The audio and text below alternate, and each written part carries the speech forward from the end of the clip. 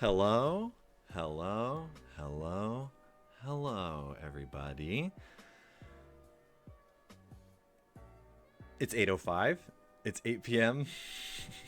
EST, 2/11/21, and today is going to be the first installation, the first episode of talking about Scoop Universe, about revealing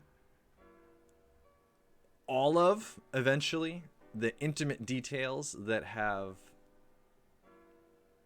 been slowly and quickly building up over, at this point, I would say 3 years or so.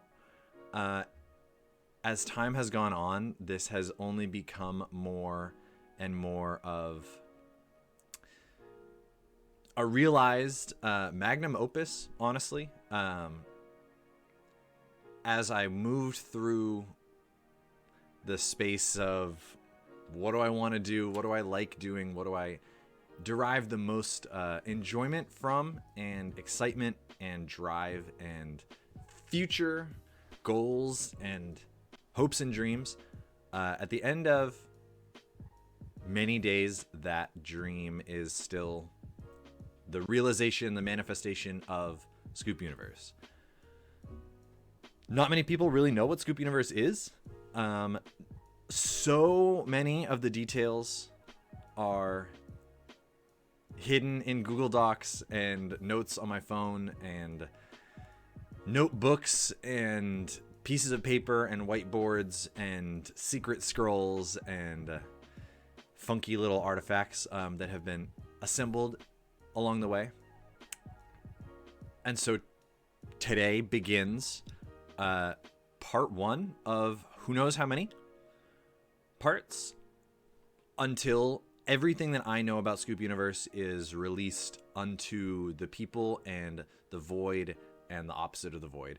And so for me, this is going to be, thank you for anybody that sees this live and hangs out today. We did some mini marketing for it to see what that kind of looked like, but I understand that this is going to be a VOD, and I'm going to be saving these, hopefully every single one of them, and compiling them as, by a hopeful endpoint, a means of being able to have a visual, verbal pitch Bible that goes along with and corresponds with the actual on-text pitch Bible that exists. And so, using that as a jumping point, what is Scoop Universe? Scoop Universe is a show. It is a world of worlds, but the medium that it is specifically being created on eventually, in its hopeful ideal form, is a multi-episode, in this case an 18-episode TV, made-for-TV show. The episode lengths are still unclear, and a lot of things are actually still very unclear. That's one of the most exciting parts to me about Scoop Universe, because the mechanism by which Scoop is determined and decided and realized and explored is in the Scooply way. And this term I'm going to be using a lot. The idea of Scooply as a quality that things can have wherein one just knows, and wherein the truth of the thing and the truth of the matter and the correct decision and the correct way down a path or down a design or direction is known. Scoop Universe is supposed to be a show. It's not supposed to be a book. It's not supposed to be a movie. It is made with a very specific, intentful organization in mind. The hope is that before I die, I get to see every episode that I see in my mind on a screen, be able to actually finally have everybody else see what I see and what I know, because in that Scooply way, I believe if this show is able, if I can get the resources, if I am allowed to operate the way that I want to, and convey the message that I see and convey every single detail of every single scene, of every single sound that I see and know of Scoop Universe, if I can make what I see real, this show will be one of the greatest shows of all time. And it's disgusting to even have the fucking hubris to say that, to look the world in the mouth like that and say, I'm sitting on something amazing. And I know for a fact, I know in that Scooply way, that it is good. And I just can't wait for it to be real someday. And so over these years, I have only been adding and grinding and multiplying what exists within Scoop Universe. No, and so there is a channel, there is, allow to see that message there, yeah. Scoop Universe as a term, I believe in a kind of way exists already, or people kind of operate. There is a form of it that exists already. Someone has put together the two words Scoop and Universe. And because of that, I am not beholden to the actual title of this thing, but ultimately we are going to use the term Scoop Universe to refer to the universe that this is taking place in, and is going to be the placeholder name. And speaking of placeholders, essentially everything in Scoop Universe, before it is created, is a placeholder. But they are Scooply placeholders. They are visions and words and languages and colors and sounds and organizations that have been decidedly put down on paper, put down on a page, and now put down in words to direct the creation of it. It is, to steal a semi-quote paraphrased from the Gödel Escher Bach book, in essence, it still is it's the recording that plays the sound of how to build the better music box. It is a music box that sings the language of how to make itself real. And so every term and name of Scoop Universe and scene in Scoop Universe is going to be ultimately the name of the actual thing. And so many of the names are not going to change.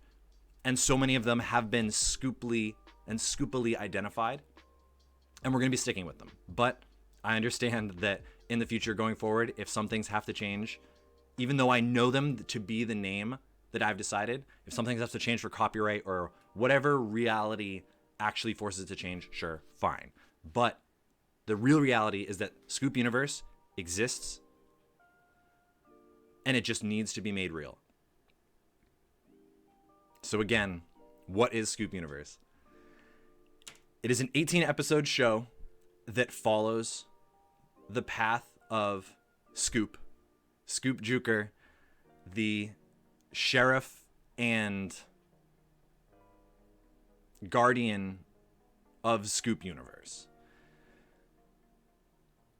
He himself and the images of many of the characters in Scoop Universe are decidedly not illustrated. They are not visible to anybody other than myself and my mind and the design directions that are written down on the page. You could translate them from the paper to a drawing, but ultimately everything is only in word form right now. And the ultimate goal is that it is outside of words. It transcends into its ideal form that is the visual that I understand exists and that goes from all of these words that already are down on paper.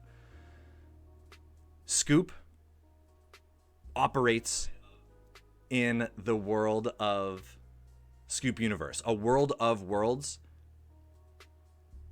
The way that I want you to think of how Scoop Universe is organized is as if you took Earth that has each of its 7 continents on it.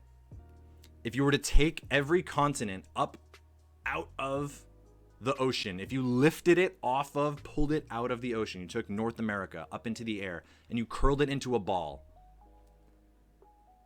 and then placed it down back into the ocean and eventually arrived at an ice cream scoop system as a series of floating balls and worlds in a greater ball that compose a single ball connected by this interstitial ocean, this connective flow of a material that is sometimes water and not water that connects all of these worlds together. And they rotate around each other as if planets in orbit, but they are decidedly, markedly a part of one single world.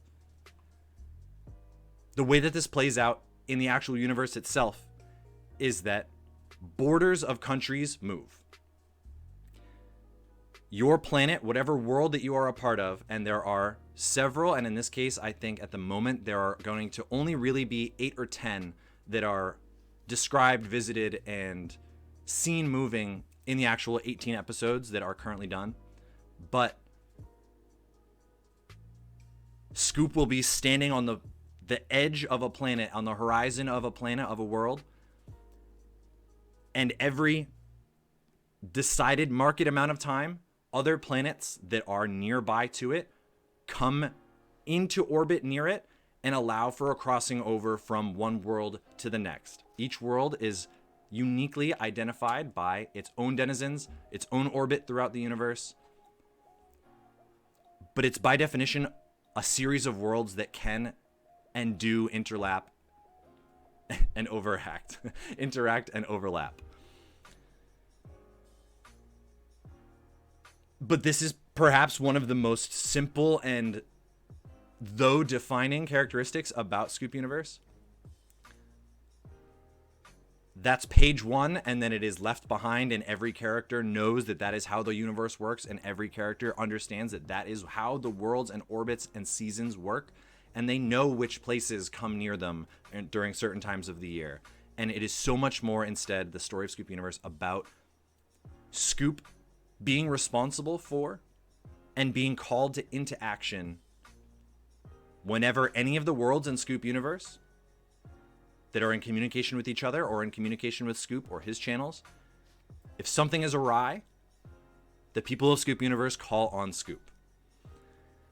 He is connected with 3 other main characters in Scoop Universe, and I'm going to give you their 4 names now, and we're going to go through essentially the pitch Bible. Each of these episodes is going to be a progression through a chunk of the story of and the pitch Bible for Scoop Universe. It is something like 60 pages. There are entire scripts to episodes written. There are 40 or 50 characters that have descriptions and character style allusions and design directions that we're going to talk about, hopefully, eventually.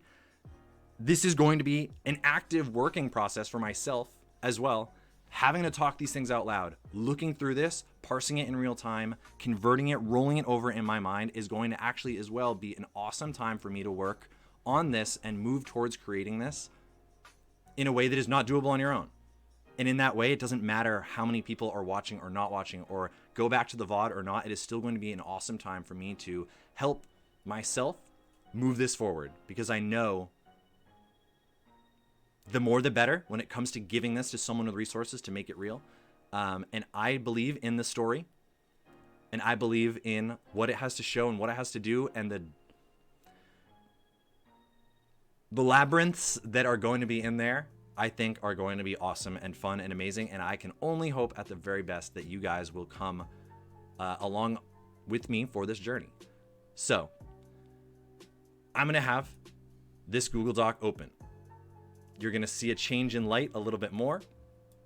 But I'm going to be referring to the Scoop Universe pitch a lot back and forth. I'm going to be bouncing back and forth and looking at everything.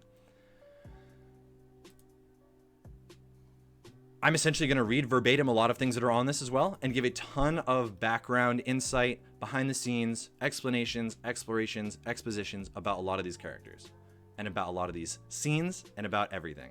I have not trademarked the concept necessarily because, as well, Scoop Universe as a term I know other people have used. Those 2 words have been next to each other in the past. But intellectual property, copywriting is essentially relatively locked in. Once you can prove that you have it and have had access to it, it's very hard for someone to actually yoink it. And so we are free to do what we want to do. But thanks everybody that's hanging out as well. So, Scoop Universe.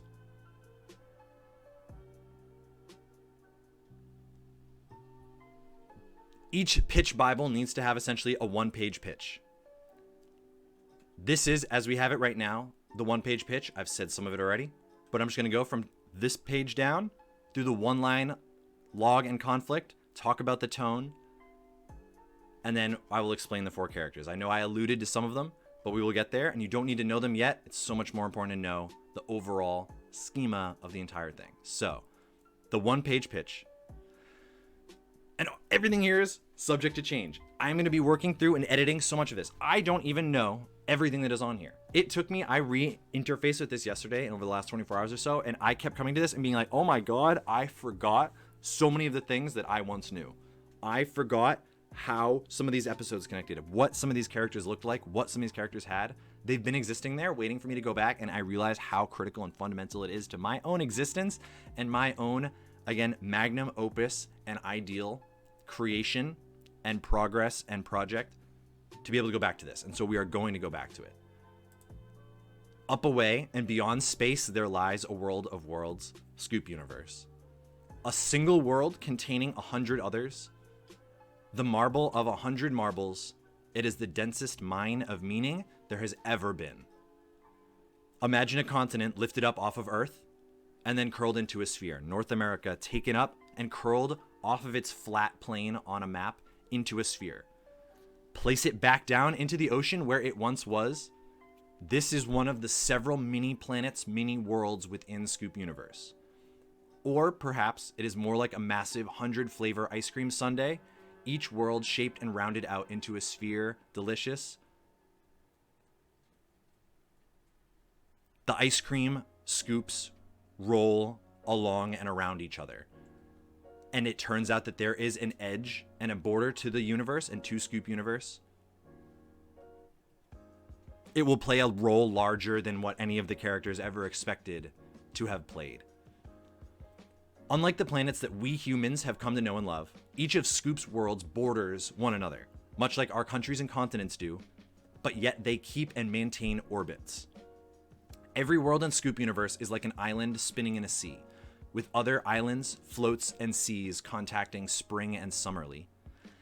Each has its own seasons, its own weathers, its own peoples. Everyone is alien to the next as the squirrel is to the bee. During certain times of the year, different worlds will slide up against each other, enabling passage and contact and movement between. Sometimes the worlds of pure light and pure dark will mix at an edge for months at a time. What might happen? Or when the ice pirates' oceans begin to flow into Drowntown's rainy bays, who might be in danger? And when the jungles of Pompala's kingdom slide up to meet the laser-guarded gates of Dr. Tripp's research facilities, what tale just might begun and begin to spin? For now, the universe is peaceful at heart, or so it would seem. But with so many worlds, all but in one place, it is only a matter of time until something will be in need of solving. Thankfully, for the universe, that's what Scoop is for. Scoop Juker, sheriff and cartographer of Scoop Universe. Denizens of the universe call on Scoop as the primary arbiter of interglobal justice. Once the call has been answered, the problem solved, a solution given, and his quest is completed, there is always more for Scoop to explore, because his real boy dream is to create the very first unprecedented, complete map of Scoop Universe. There is no map for what Scoop Universe looks like. It is in its nascent and early enough stages that there is no creature, human, ant, or animal that can show to another thing in that universe, this is what everything that is contained within the borders of what we know looks like. Scoop needs to want to do that. That is his goal, his drive, his purpose, is to remove the fog of war for all of Scoop Universe. And then, hopefully, and with the help of Pompala, Tripp, and his sidekick, Biscuit, share the world. But vile creatures and villains lurk within this darkness, within this fog. And one brilliant man alone on an island knows a secret that will disturb the future of every living and unliving thing on and within Scoop Universe. That is essentially the one-page pitch for Scoop Universe.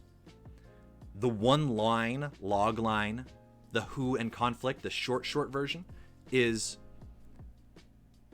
Scoop Juker travels from world to world as he is called upon to solve mysteries, crimes, and even wars while attempting to create the first map of the universe, even as its horizons, edges, and borders are secretly and slowly melting away. One of the most fundamental pillars of Scoop Universe is that, incredibly arguably, we are in the postmodern to the postmodern era of contemporary existence, understanding, knowledge of art, and the meta game of what was modernism into postmodernism, into post-postmodernism, and beyond. We are in an era, and only rocketing towards an era, of absolute synthesis and of absolute multiplicity and duplicity. I took classes at Tufts that completely shaped and set me up and prepared me to engage with both surrealism, storytelling, and the interconnectedness of a metagame of art like this that allows Scoop Universe to be placed and taken from the past, absolutely synthesized from almost everything that has existed up until now, and represent now, and represent what we understand as a melting world, as a melting pot world, as a place that is decidedly, markedly too connected, hyper connected, and yet somehow fundamentally tearing apart at the seams. Scoop Universe draws from almost every single different angle of art and design and structure and storytelling and metagame to hopefully be something that is of the times, but born from the times that have led up to this. And so there are a number of different style directions where every single character and every single vision and every single thing that would be put onto screen and into image and drawn and colored has a reference, essentially, has a reference sheet that says, look at these designs, look at this thing, when you are to understand what this looks like and what this is born from and what this character is alluding to, what this character is literally born from, what gave birth to this current one that's in Scoop Universe. Every single character and scene and image has that connection, and we're going to see and talk about that for every single character, every single place, every single color in Scoop Universe. The tone of Scoop Universe is, as is written down into the pitch Bible right now, as follows. The sweeping beauty of Cowboy Bebop, the well-framed comedy of Adventure Time, the threatening mania of Space Dandy, and the quiet love of Steven Universe. Over it all, there is a lingering drama, a secret sense of urgency, a vital seriousness. Yet Scoop Universe is lighthearted, colorful, saturated, and surreal in its locales and characters. They are often wacky and bizarre by their own, but they understand it, they know it. This is who they are. Everything that is other is what other is. Scoop Universe is necessarily a world in which otherness is not vilified, because there is this bizarre, sublimated ego death where every character knows, and every species and every type of newness and new thing understands, this is me, that is you. Fabulous. And through that lens, we get to approach a lot of major concepts within the idea of love and relationship and sexuality and identity and communication. Scoop Universe, every single episode is, as to cut to a point deeper into this tone page, there is a glance of love in every episode. There is a scene, an image, a flash, no matter how long and no matter how clear. There is a glance of love from thing to thing in every single episode. Breaching these ideas of identity seen through an enormous and wide swath of unique and different characters, I think is one of the greatest assets that Scoop Universe has. And representation is going to be, hopefully, absolutely through the fucking roof. The point is that this is a synthesis of a universe that is existing now that arguably has never existed before and never existed in its state of connectivity that we have ever seen. Everything is symbiotically connected, functioning as the air behind the sails of the show. While the character and place names might seem absurd and their juxtapositions of image may be striking, there is an acceptance and an ego death shared among these people and creatures and even between villains. Each are simply separate organisms, and they communicate as such. And once you start making combinations and putting A with Z, that's when things really get interesting. Every episode, if I could also put for a single elevator pitch for this show, it is 18 surreal love stories. There is a glance of love in every episode, and even Scoop, we will see, has and represents a perception of sexuality and identity that your average character simply does not have.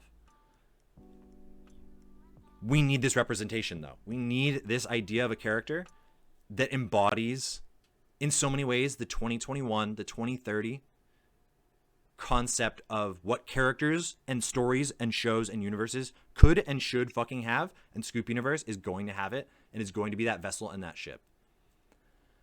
A final detail to work in throughout the overarching vision of Scoop Universe is the illusion and inclusion of surrealist universes present in a lot of the 20th century art. One of my huge focuses and self-taught understandings and educations has been within the field of literally 20th century surrealist paintings and the surrealist art movement. I have a Tumblr that's essentially been dedicated as a gallery space to these things. And ever since being introduced to it, literally maybe 5 to 7 years ago, that style and that understanding, and once you start to understand as well the style and the manifesto of what it means to be surrealist and to come from subconscious and to come from unconscious and to just simply know and to interface with the fear of what it is to just know, it changed the way that I look at things. And I urge everyone to go and explore and visit the deserts of Dali, the twists and loops of Escher, the empty town centers of De Chihiro, the forests of Magritte, the ghostly rooms of Vero, and beyond. Each of these artists and so many more from the 20th century, roughly between 1905 to, you can say that they're become and begin diminishing returns after the 1940s and 50s. That era brought such a new universe to the universe that I want to have our characters and have Scoop Universe embody, represent, and visit. The fact that once you start to look at, for example, Salvador Dali, and realize that each of his spaces and each of his paintings find themselves in one universe. There is this empty subconscious desert that so many of his long-legged elephants and turned away boys walk on. There's a shared sand between so many of these different things that create as if a world somewhere in Scoop Universe, just this desert Dali planet. And the fact that that is such a common trend between so many of the other surrealists of this space beyond spaces that contains a place to walk for these creatures, for these characters, for these realities. Scoop Universe is going to allude to that and borrow from that and become that. And there are going to be a lot of really cool scenes and images that allude to these places. We are going to have characters that walk on something that is like the sands of Dali's desert. And for the audience and viewer to look and hunt for these Easter eggs is going to be a really fun experience, I think. And by definition, Scoop Universe is so violently full of these Easter eggs and these designs and these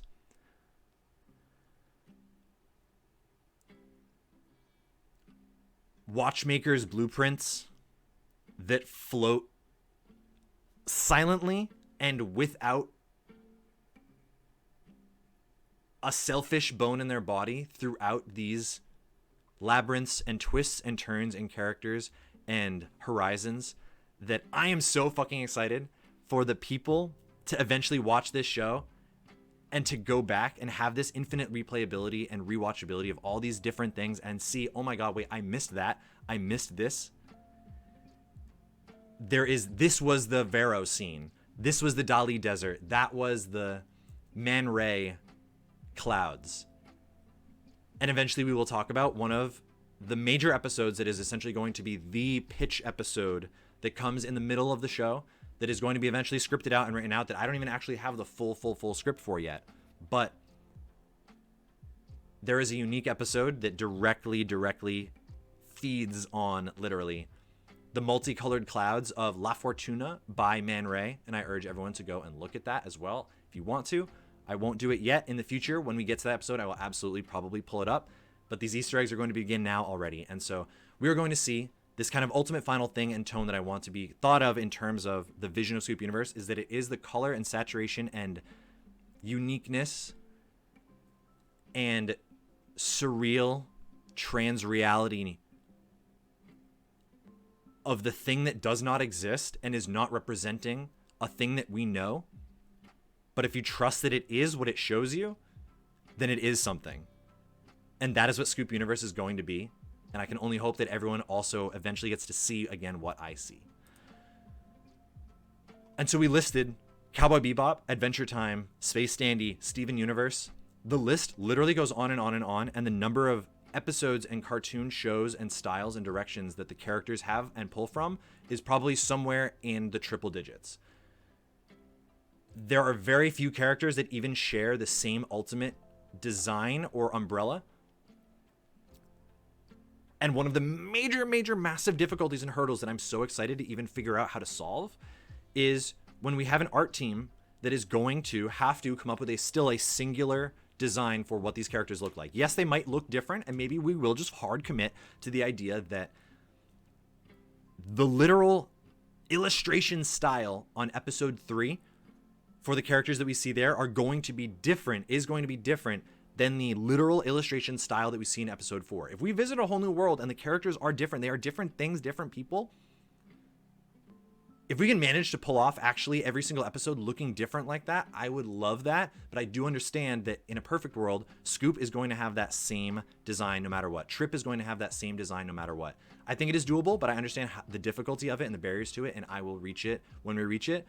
And that is something that thankfully can be solved way after everything is still written and done. And so we are going to interface, and I ask that you, and I'm going to allude to and refer to a ton of these shows. If you haven't seen it or heard of it, I urge you to just Google it really quickly. And again, when we talk about the episodes and talk about the characters in more depth, I will probably pull up pictures and images of kind of what I want them to look like, what I'm seeing that I want you to see by saying Cowboy Bebop.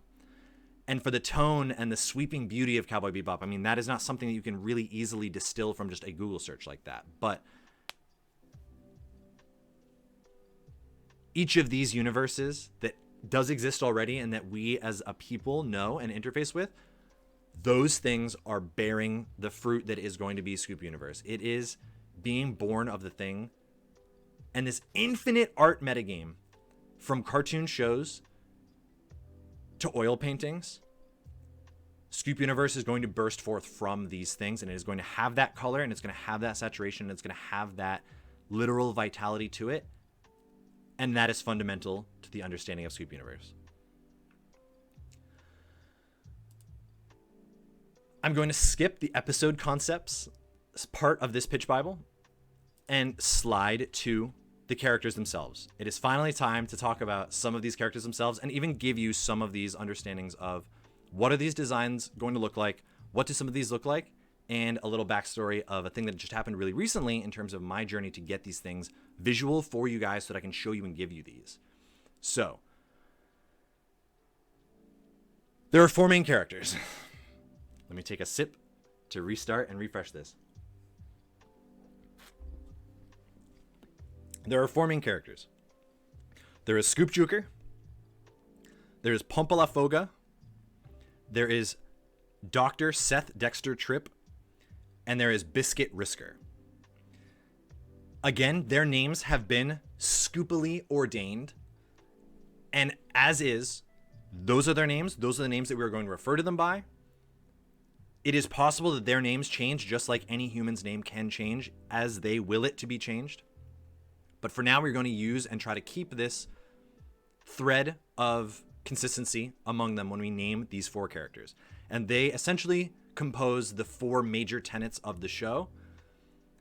Their primacy, their majority falls in the order of Scoop first, Tripp second, Biscuit third, and then Pompala fourth. We're going to talk about what those 4 are now. And we might maybe take a second to, once I'm done talking about them, field questions, talk about questions, take a second, go back over them, talk about some background things, etc. But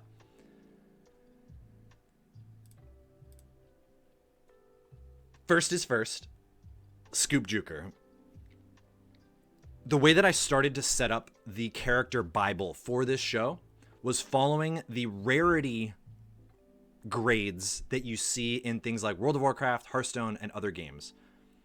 Characters would come to life and come to me scoopily and would be identified on a scale in terms of their rarity that would define their position in the universe.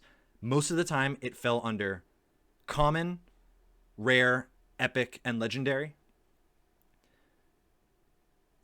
As is in every show, you have characters who either are legendary characters in the show, fleeting, momentary, singular episode characters in a show, background characters in a show, or anywhere in between. Because of that, these 4 characters are qualified as legendary. They are the golden orange color when it comes to their ranking in the universe. So Scoop Juker is of rarity legendary.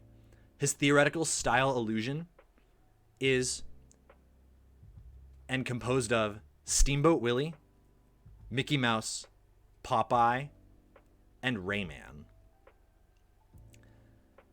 The description that is written on paper right now, and I have not changed and tweaked with in a long time, but is viable to be changed and is going to come to you in a new image soon once I hopefully commission these arts. Maybe different than how I look, maybe different how you look, or how you think they're going to look, and maybe even different how they will ultimately look. But the description is as follows. Lanky, with a white body and not perfectly round head. He bears a goofy red 10-gallon hat with a gold sheriff star buckle on the front, and his whole hat mimics, animatedly, his behaviors and expressions. It slouches over when he is sad and pops up when he is excited.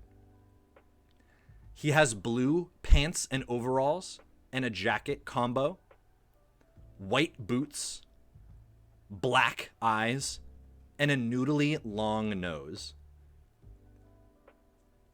He is an encaped and enhatted sheriff.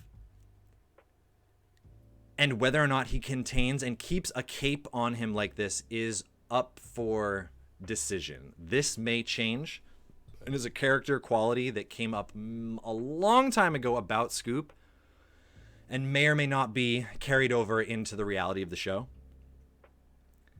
But there's a possibility that he will contain and keep a cape on him to keep his crusader visage alive. If that is maintained, he is composed of a 3-piece set in particular. His hat, his cape, and his boots. He is almost Rayman-esque.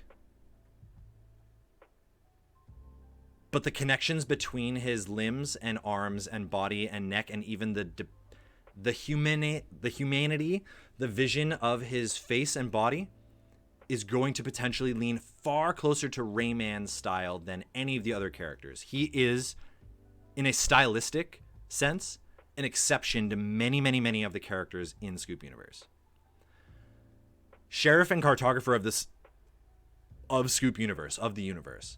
He has taken it upon himself to create the first complete map of Scoop Universe. For him, for the universe, and for the people of the future. He has been doing it, hunting for edges to the map, going places that have not been gone before, for as long as, well, no one really truly knows. And as we'll come to find out, not even Scoop truly knows. However, information does not travel perfectly nor quickly here. Along his travels, he either agreed to, was elected, or perhaps even forced to accept the role of Sheriff of the Universe. Half invaluable political power that enables his mapping and enables his freedom of movement throughout the universe. Half true benefit to the order and justice of the lands. Scoop gratefully wields this mighty sword as one of the good guys. And he does his job well. I don't even know if I want to say this next line because it's a massive spoiler, and I think I'm going to save it for now. But it is here in the Pitch Bible, and we will get to it later. He is notably asexual, aromantic, or both. His leanings and his communication of his own gender and identity is one that he grapples with and is still as well questing for to understand himself as he moves throughout this universe of people that are very different than him. And that is still something that is going to be determined, understood, designed, and locked down as the show goes and as the characters begin to actually interface with one another, not only on the page, but finally in visual form.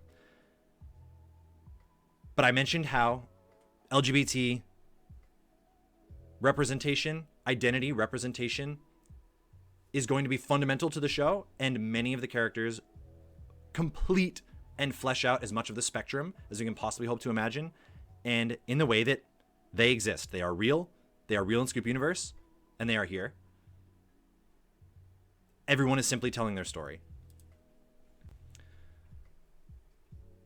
What I will tell you is that Scoop's first image, and this is probably the closest to the first kind of background, behind the scenes image that I'm going to give out of order here.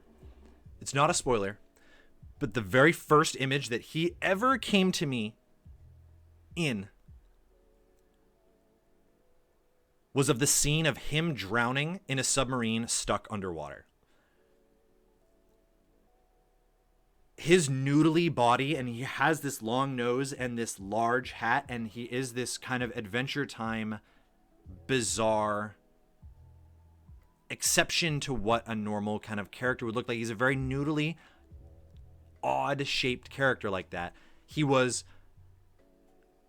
grabbing at his throat and floundering in a sea, in a ship filling with water until it goes black. That scene and image is actually going to be the very first, or one of the very first scenes and images that begins the pilot episode to the entire show, that is going to be looped back upon, and there's a lot of bizarre time movement and flashbacks with a series of these episodes, and we'll get to the substance and the structure of how these episodes go. There is a pattern to it, and there are a number of labyrinths that dictate the movement through Scoop Universe. The Labyrinth of Time is an incredibly important one, but it is going to begin, the show is going to open with Scoop's drowning under the sea. But so that is Scoop.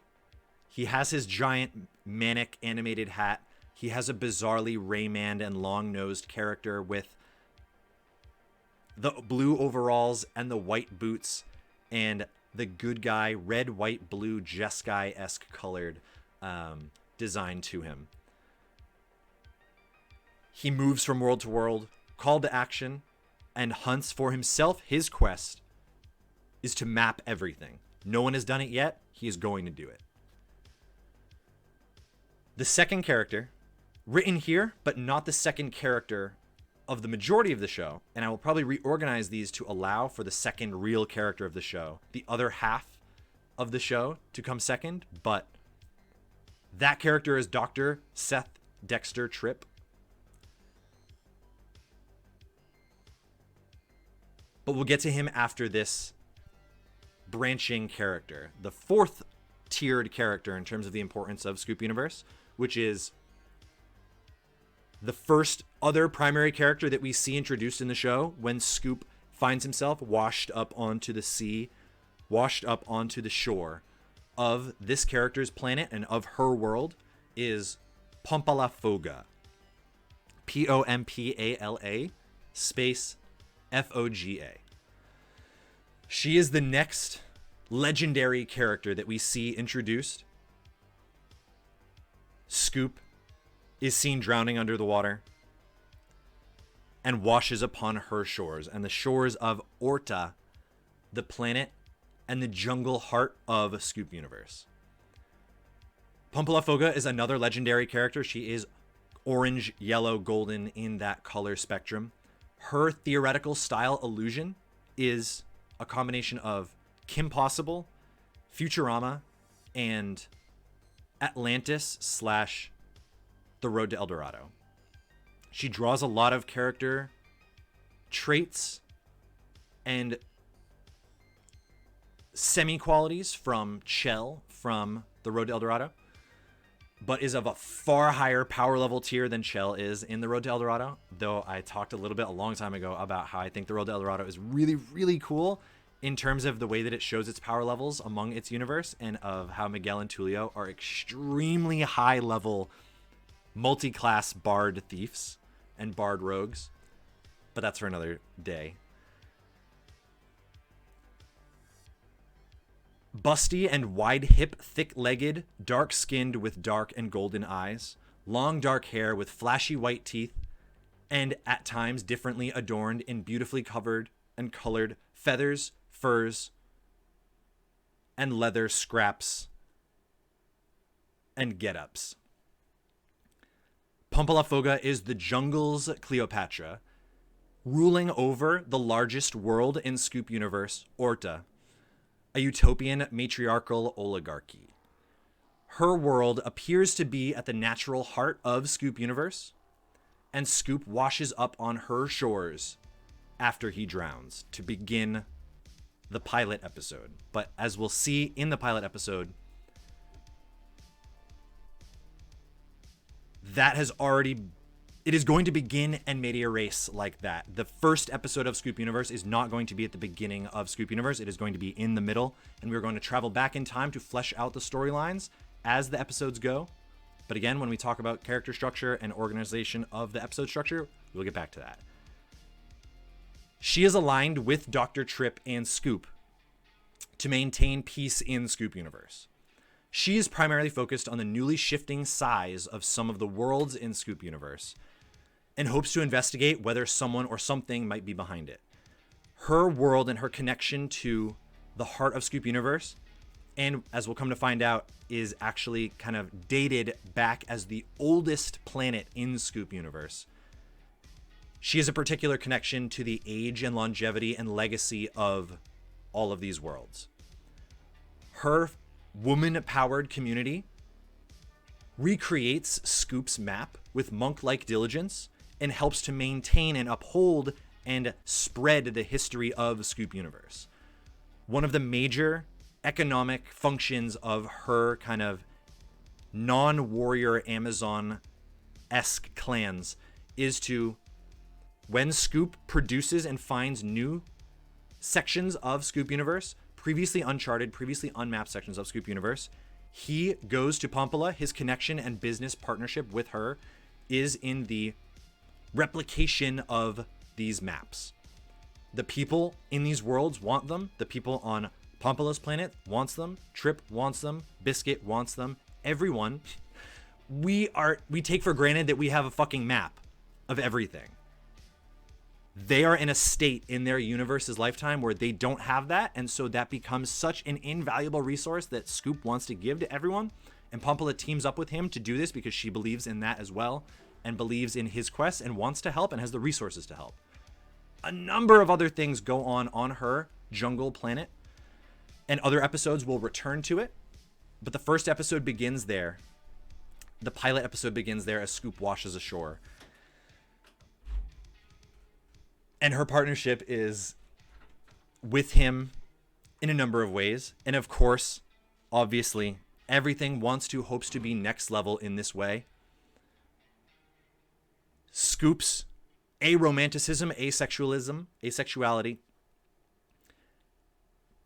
is absolutely necessarily raised in conversation against and juxtaposed with Pompala's stereotypically forward-facing, societally normative, heterosexually attractive traits, qualities. This conversation becomes one that is shared between them, put on screen, and necessarily, hopefully, ideally, healthily approached and talked about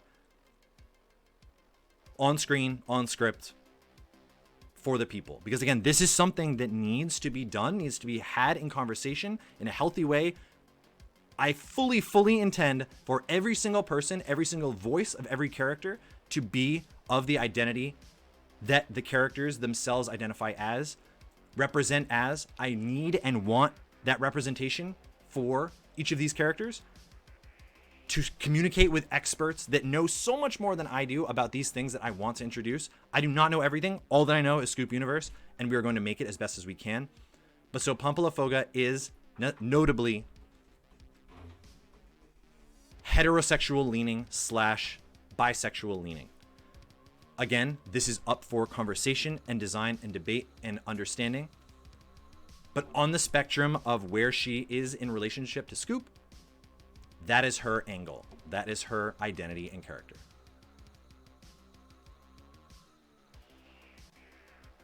Yet, she falls fourth on the list of priority of the legendary characters in Scoop Universe. And second on this list is who amounts to and will be the character that has probably the second most actual screen time, Dr. Seth Dexter Tripp, with 2 P's. He is legendary, and his theoretical style illusion is that of Dexter's Lab, Powerpuff Girls, and Villainous. And if you haven't seen Villainous, I really urge you to go and check it out. I believe it is done by, and super correct me if I'm wrong, and I'm sorry if it is wrong, but by a Mexican artist that has this amazing show that I think got picked up by some network at some point. When you look at Villainous, you'll understand a lot of things about the design and direction and hope for what I want in Seth Dexter Tripp, or Tripp himself. Seen frequently through the screen of a floating television or a hologram projection, he is a lab coat wearing, not yet middle-aged white man, frequently bearing goggles or glasses. His dark hair shifts from slick back to exploded Einsteinian wildness, depending on the stage of one of his actively ticking and bubbling experiments. He's always wearing 2 long 4-armed gloves and has a wincing smile. Beneath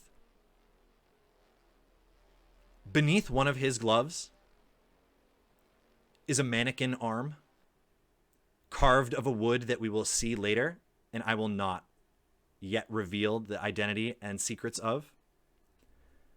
He has 2 side character sets of characters that operate and exist within his lab, Goop and Giggity, and an intern, Isabel Curve.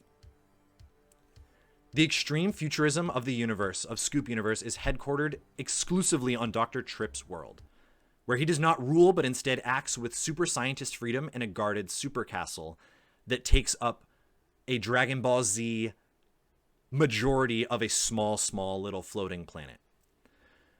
His experiments are kept locked away, often deeming them not good enough to see fit to change the world to progress Scoop's map flow,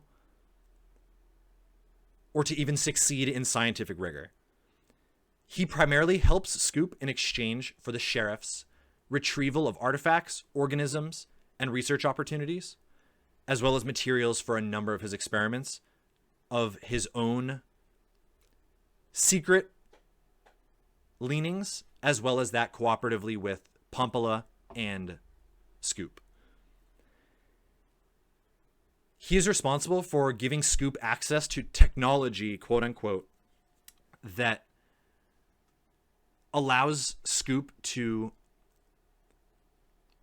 have his free movement, and in some cases rapid, and in some cases instant movement across these planetary junctions when their orbits come alongside one another. Tripp researches ways to discover the world,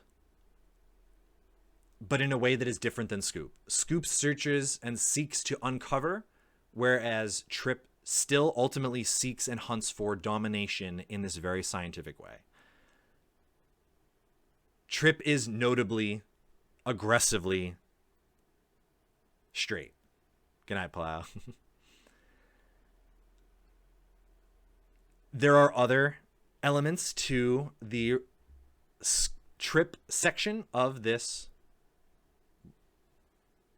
pitch Bible page for him. But again, I'm going to keep some of these hidden for now, and we will get back to them later. But so Tripp is to be seen as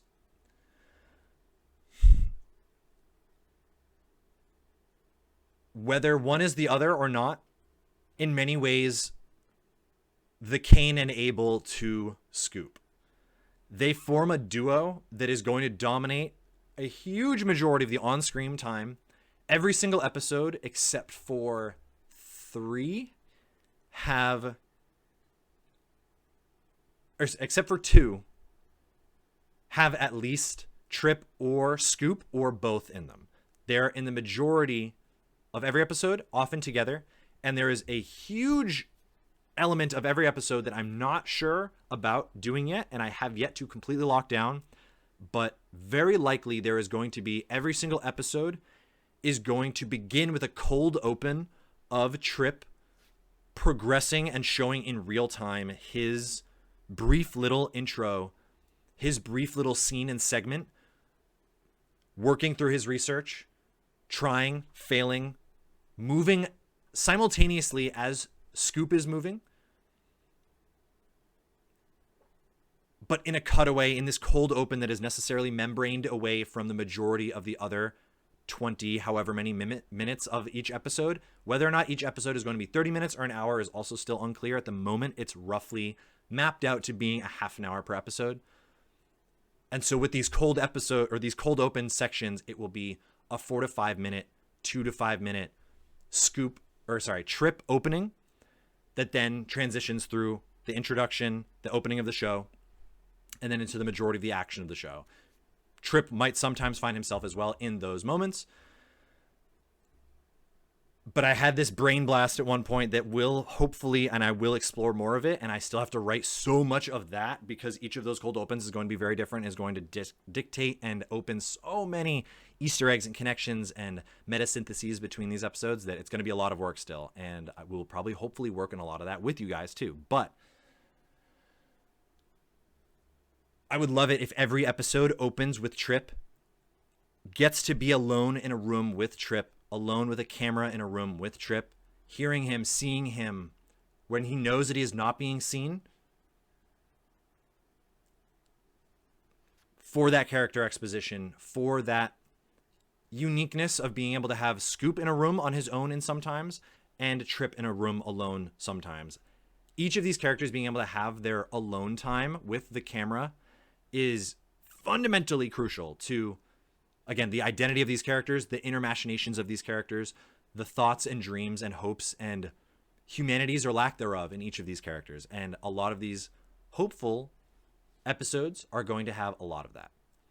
But so Tripp is in league with Pompala and Scoop. He is on a third quote-unquote planet. So far, we essentially have Scoop, who is the multi-planetary man, Pompala, who owns Orta, who rules over Jungle Cleopatra style all of Orta, the most massive jungle planet in the intersystem of Scoop Universe.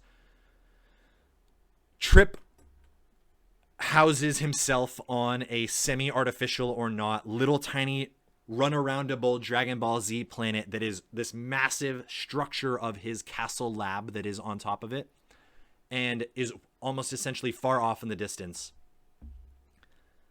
Yeah. Where he kind of operates in technological isolation, yet hyper connection to all of the rest of the universe.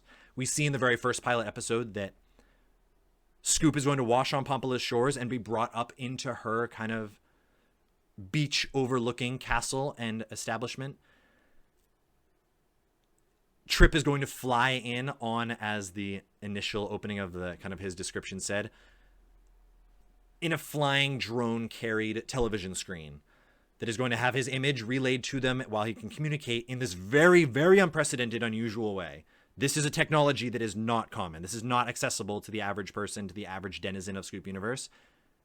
He is of a very singular power in his very kind of pushed and progressive, power-crept identity. And so he shows up.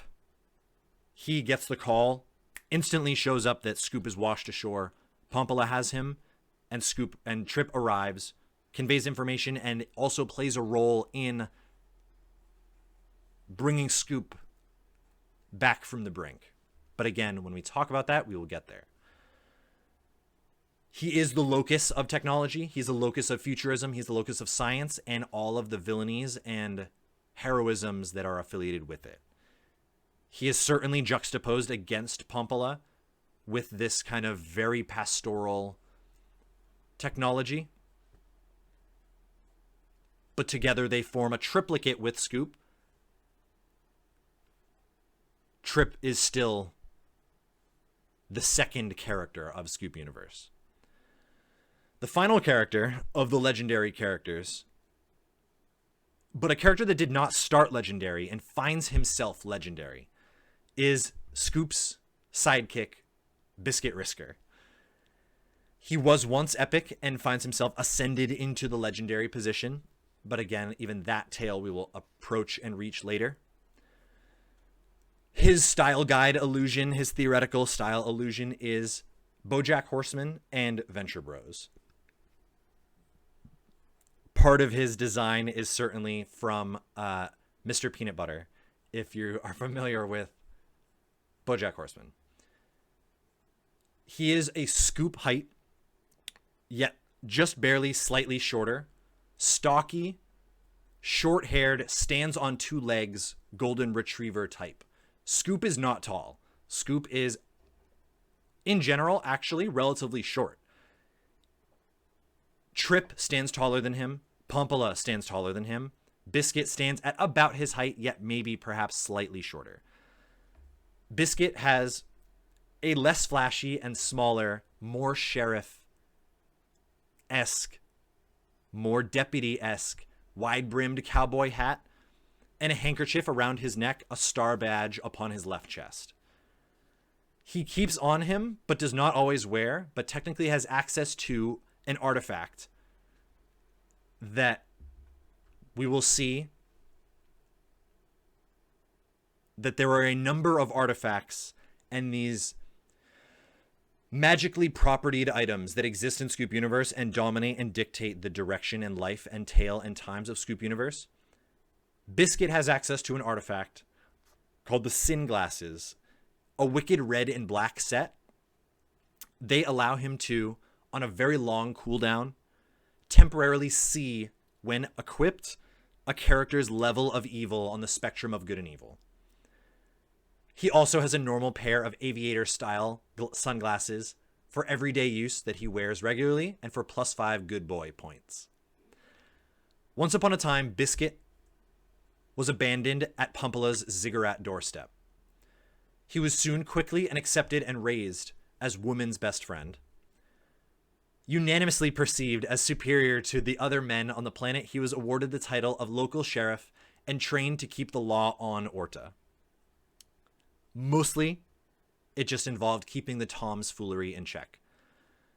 The day Scoop entered Biscuit's world, our two-legged canine side hero felt a Scooply obligation to help him. He identified a bond like no other, a bond that would later be revealed to have precedent that was unbeknownst to both Biscuit and Scoop. But there was a shared desire to do good and to explore the world alongside Scoop. When he came for the first time up against the idea of who Scoop was, he knew that he had to leave Orta and knew that his place was at the side of Scoop and in league with and in partnership with Scoop. And Scoop selflessly, belovedly, again, understanding that there was a connection between them, but not even necessarily understanding it, took his application as sidekick and side hero, understanding his power, and together they just knew, and with Pompala's blessing, he and Scoop travel the universe, but remain an important tie. Biscuit remains an important tie to Pompala's jungle planet as both ambassador and paw of justice. His favorite food is Justice Jam, a golden honey-like substance in jars with red screw-on caps. His sexuality is that he is notably a dog. Again, there is a connection and tie to Biscuit's orphanage and his home planet and his home world. It was not Orta. He was abandoned on her ziggurat doorstep, but he did not come from there. And it turns out that Scoop is somehow connected to his travel, his safe travel from one world to another. And again, that will be revealed and accessed in later episodes. But for now, this foursome forges the 4 legendary characters, the exclusive 4 legendary characters that exist in Scoop Universe. There is a map that is drawn in an Excel sheet, actually, that we will show to you at some point, that shows the organization and relationship of each of these planets. But for your understanding right now, if you were looking down at the map of Scoop Universe, Orta is on the west, a massive jungle planet where Pompala resides and the pilot begins. Tripp's world is in the southeast, on a small little planet, disconnected and far from almost everything else and every other civilization, and requires technological movement to bridge that gap, and thus drives his want to actually make that movement. And then Biscuit's original lands, we will come to find out, are in the Far East, in a world that will be visited halfway or 3/4 through the episode structure of Scoop Universe. Biscuit is of everywhere and of a homeless traveling sentiment where he understands that his world and his home is the entirety of Scoop Universe. And because he has not yet established or uncovered all of it yet, he must. Until he knows every inch and corner of Scoop Universe, he and both Tripp and Pampala and Biscuit know that he will still never actually know himself until he understands every corner of the universe. So these 4 are our main characters, and these 4 are our main heroes and anti-heroes and victims and predators and prey in a number of ways that we will come to learn.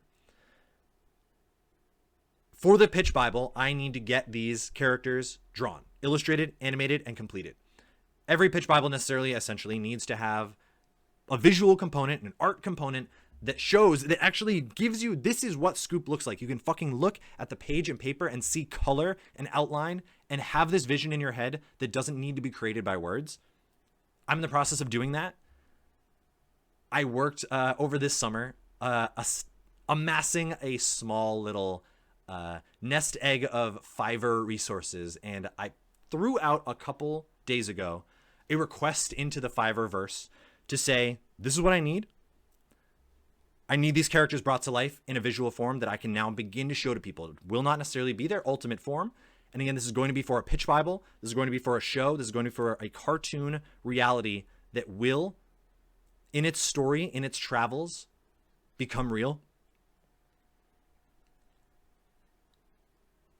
And in less than an hour, I got 50 requests for people that wanted to try to do this. And I understand that this is the meta of Fiverr, and if you just put out a thing like this that seems fucking interesting and you're offering money for it, and I offered a slightly lowball offer, but it is slightly lowball because I want to I expect a lot of things to change about it. And so I am currently in the quest of hiring an artist to make these. I'm going to give them the full information. They are going to get a vision into the pitch Bible.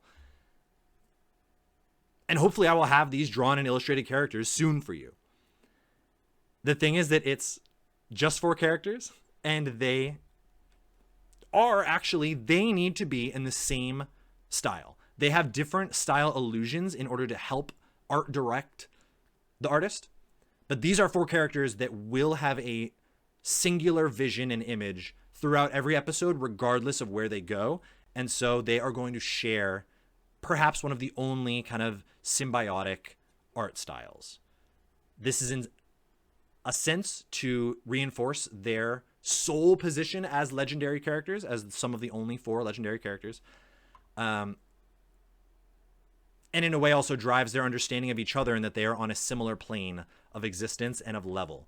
And this idea of leveling and of prey and predator and vision and perception and metagaming like this, and warfare and communication and relationship like this, is going to be at the heart of Scoop Universe. And a number of episodes, whether dealing with love through communication, miscommunication, symbiosis, or violence,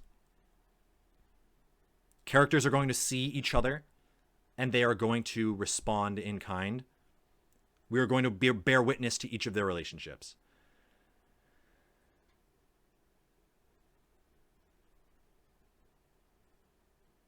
These 4 are where we move out into the world of Scoop Universe. And I think this is a reasonable spot to take a brief moment. I'm going to take some more drink and put some more water in my mouth. This is going to be a membrane that I'm going to kind of carve off for now for a second. We're going to keep going. But if anybody has anything, any question, thought, and literally a single word that has popped in your mind that you wish that you could have said or might want to say right now, again, this is a really great time to be able to do that, say that, or put that out there. If no one says anything, I'm just going to keep going. And I think we're going to begin to talk about the episode order construction for the show. We're not going to talk about the actual progression of the narrative yet, because I want to inject and show, again, some of these fundamental tenets that run golden and run red threads through the labyrinths that dictate and organize Scoop Universe, because there are a lot of them. They are twisting. They are pulling from Rainbow Net, my other kind of major other artistic endeavor and process and universe. And there are a lot of illusions between them, etc. So there's a lot of construction that goes into it. I couldn't even tell you how many fucking hours across these years have been spent in the Scoop Universe like this, but I'm going to skip the pilot. And we're going to talk about the episode order and construction and some of the things that are going into it. So for now, for this moment, I'm going to put some things in my mouth. Does anybody have anything to say? Are the 4 able to see that unifying characteristic between themselves?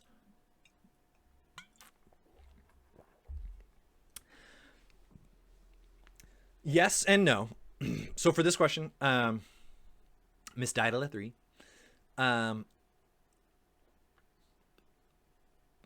the higher level the characters are in Scoop Universe, the higher and the greater and further they move away from a common rarity or a lower tier, lower spectrum rarity, the more that they can see in Scoop Universe. This is essentially mimicking and mirroring the phenomenon of more powerful characters, more involved and evolved characters in a system that have a greater legacy and repetition within a metagame of combat, warfare, violence, life, etc. The more experience you have, the more that you can see. These 4 characters are legendary in the sense that they have an enormous amount of experience beneath them. And they do see. Scoop sees that Pompala is on his level in some fundamental way. Scoop sees that Tripp is on his level in some fundamental way. Tripp sees that Pampala is, and there is mostly a triple triangle of vision between Pompala, Scoop, and Tripp. However, we'll find out that there are still ultimately anxieties of perception between these three. So yes, they do see that each of them share this kind of style and quality and legendary power between themselves, but that does not prevent them from having doubts, worries, and fears about, is this person hiding something from me?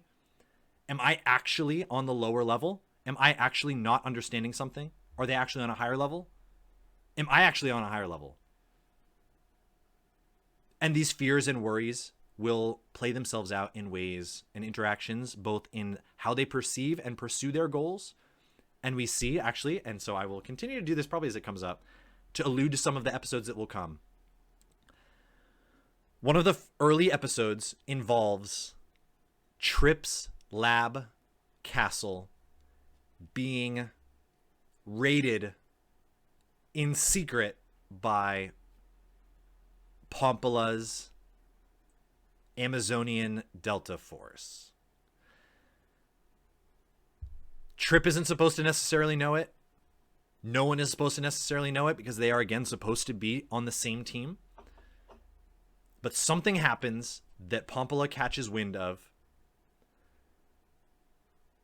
and she unleashes the secret service, essentially, of her Amazon oligarchy in and under the cover of night to Tripp's place. And this begins a series of underminings of trust and doubt between them. And so, yes, they see each other, and there is something shared and understood, but there is still fear. And this fear dictates almost every episode in the glance of love that we see kind of perhaps maybe juxtaposed against that. It's a solo cold open inspired by Aqua Teen Hunger Force. Yes and no. Yes, in the sense that absolutely any solo cold open like that is essentially being referenced in that way. But my understanding and familiarity with Aqua Teen Hunger Force is relatively minimal. Aqua Teen Hunger Force does have, there are characters that are in the theoretical style illusion direction of Aqua Teen Hunger Force. They are often just like lower tier characters and like kind of common or rare characters, but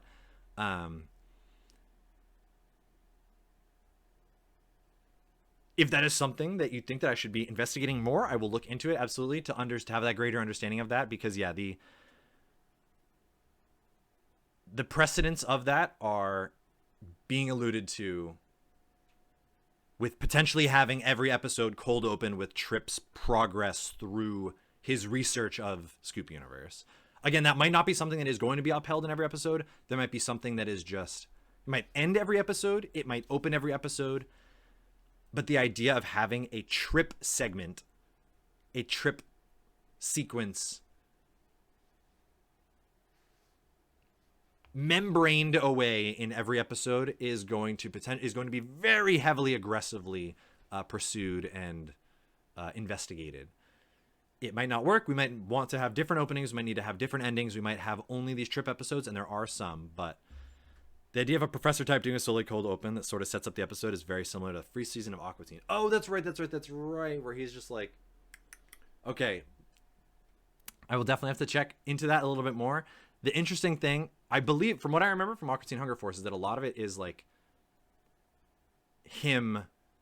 Yeah, like it's like this will be closer to a camera that opens up looking at Tripp living through his life versus a kind of, it's not going to be slideshowy at all, though Villainous, that show that I was saying that Tripp alludes to, that cartoon has a huge element of the kind of slideshow quality to it that is it's not going to be very regularly alluded to. Tripp is very much so going to be in the tank, doing his shit, progressing and moving down it's going to be following his research. Like, it's going to be watching him go, whoa, this just happened.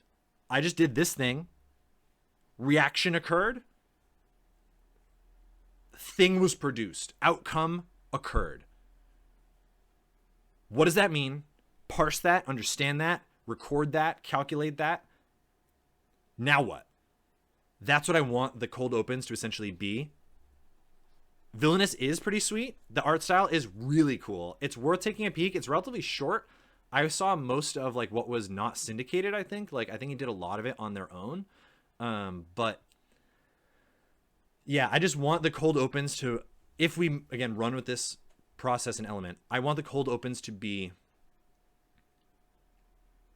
a reprieve from the manic direction and exploration of Scoop and running out and interfacing with these other people, and to just instead be Tripp alone with his thoughts, essentially, and to either vilify or heroize him, humanize him to the audience in watching what he sees, why he sees it, without him having to go through the lens or communication of anyone else or the perception of anyone else. The villain does need a separate backstory, but again, is Tripp the villain? Not necessarily.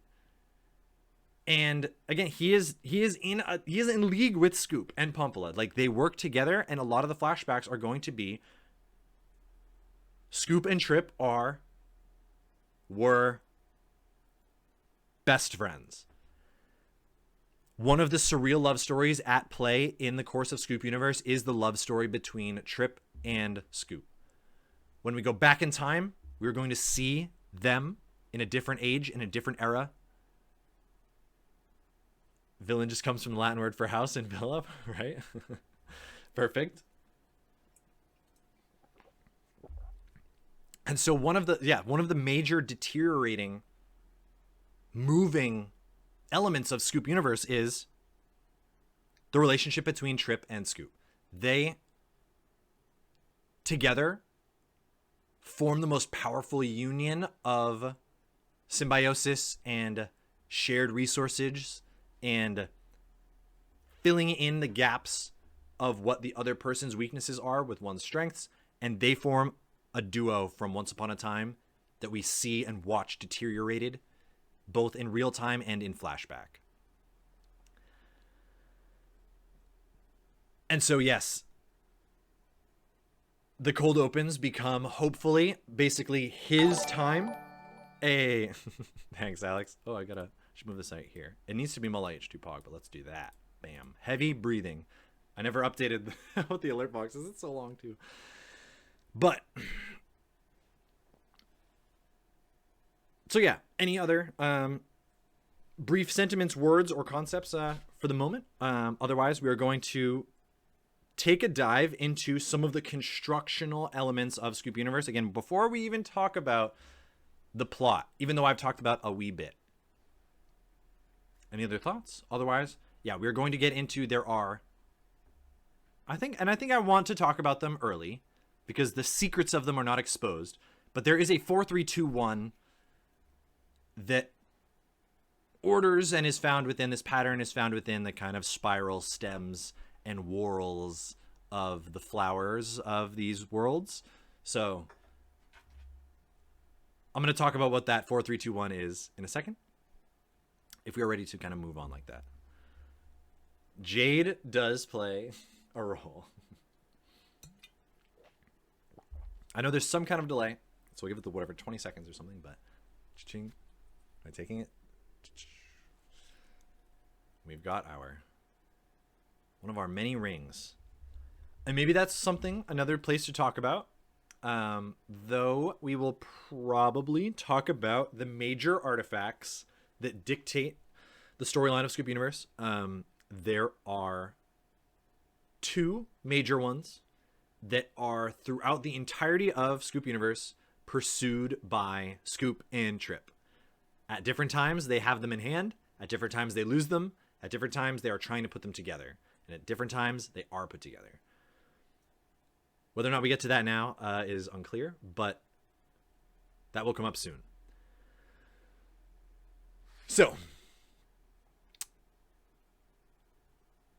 to skip the pilot episode and move on to some of these episode order constructions and designs. Scoop is built and was built in this very methodical way.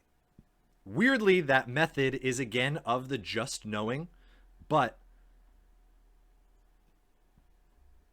once something was just known, its place and puzzle piece within the greater macro sense of Scoop Universe had to be understood,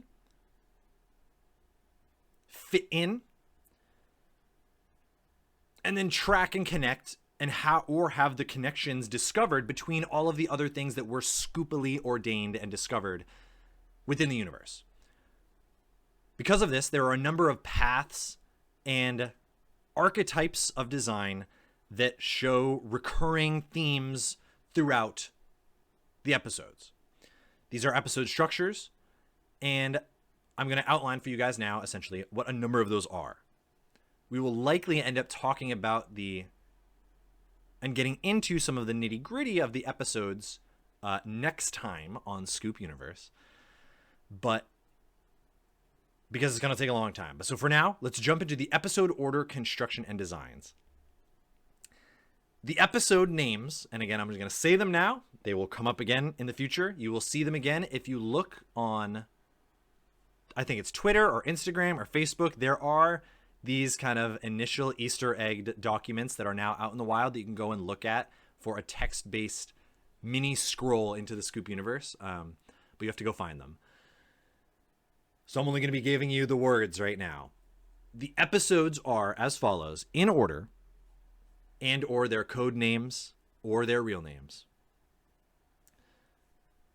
The pilot, 10,000 number 1, 10,000 number 2 or part 2. Moat, M-O-A-T, all caps. The Water Halls, Chess, ASMR, all caps, A, period, S, period, M, period, R, period. The Town, Springa, Lovelang, L, all caps, L, period, O, period, V, period, E, period, space, / space, L, period, A, period, N, period, G, period. Acronymed. The Vanishing Sigmas, Part 1 and Part 2. Wall. Another acronym, W-A-L-L. The Ising Clan. Nim. Doll. D-O-L-L, another acronym. And then End 1 and End 2. This is the order. There is an order amongst those orders, and there are orders amongst the orders of those orders. And it took a long time to figure out what those were, how they related to each other, and we're still going through it, and I'm still getting into it. And for now, this is what can be understood as the locked-in progress of what the episodes look like. Some of the number patterns that exist within this ordering are, it is a triplicate followed by a sequence of 12 episodes and then ending with another triplicate that is mirrored in this cellular membrane way. There are 2 episodes between every acronymed episode. I said it was, so the pilot is on its own. There is then 10,000, Part 1 and Part 2, and then there is Moat, the first acronym episode that we'll talk about, again, likely next time. There is the Water Halls episode and the Chess episode, and then another acronym of the ASMR episode. There is the Town episode and the Springa episode. Then the Lovelang acronym, the Vanishing Sigma episodes, Part 1 and Part 2. That's followed by the Wall acronym episode, the Ising Clan and the Nim episodes. That is followed by the Doll acronym, and then the ending 1 and 2.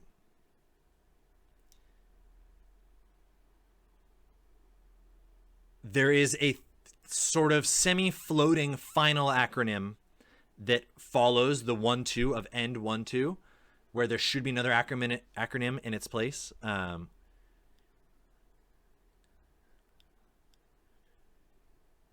And that is in many ways kind of the interstitial loop back upon the initial pilot and the floating space for the pilot of season 2. And this show is set up to have follow-up seasons, though they are going to be taken in very different places, done in very different ways, and in many cases with completely different characters. But that's for a future very, very far away from now. Each of the acronym episodes, Moat, ASMR, Lovelang, Wall, and Doll, are flashback episodes. Each of the flashback episodes goes back further in time as the episodes happen. So the Moat flashback is closest to the time of reality of all of the other progressively moving episodes. The ASMR episode happens chronologically before the Moat episode. The Lovelang episode happens chronologically before the ASMR episode. The Wall episode occurs before the Lovelang episode, and the Doll episode occurs before the Wall episode. In this way, as the season moves forward, we see that there are these triplicate sections of 1, 2, 3, 1, 2, 3, 1, 2, 3. 2 episodes in current time, 1 episode that goes backwards. But as we go further forward, we go further backwards in revealing character relationships, plot movements, and in many ways, explanations of why the currently moving episodes are the way that they are.